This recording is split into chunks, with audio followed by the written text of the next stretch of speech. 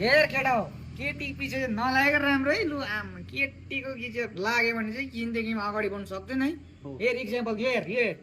कति केटी पछि लाग्छ हौ तँ चाहिँ कसले भन्ने मैले भन्दैछु होइन केटी पछि नलागेकै राम्रो बुरा आफ्नो काममा आफ्नो फोकस गर आफ्नो एममा फोकस गर बुरा आफ्नो सक्सेसमा फोकस गर हो हेर अहिलेको जमानामा नेतादेखि लिएर बिजनेसम्यानदेखि लिएर ठुल्ठुलो सेलिब्रिटीदेखि लिएर हामी यस्तो माग्ने थाङ्नेदेखि लिएर बेकारीदेखि लिएर सक्सेसफुल मान्छेहरूदेखि लिएर सबै मान्छे केटीमै भुलिरहेको छ केटीले बर्बाद बनाएको छ मेरो हिसाबमा चाहिँ केटी पछि नलागेको राम्रो बुझ्दैछस्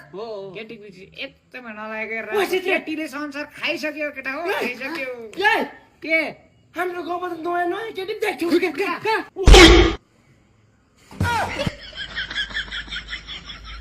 खोइ हाम्रो डिक्सनरी बुक त्यही त ज्ञानी मान्छे त छैन हामीलाई ज्ञान दिएर त फेरि हाम्रो बाबा छान ऊ यहाँ रहेछ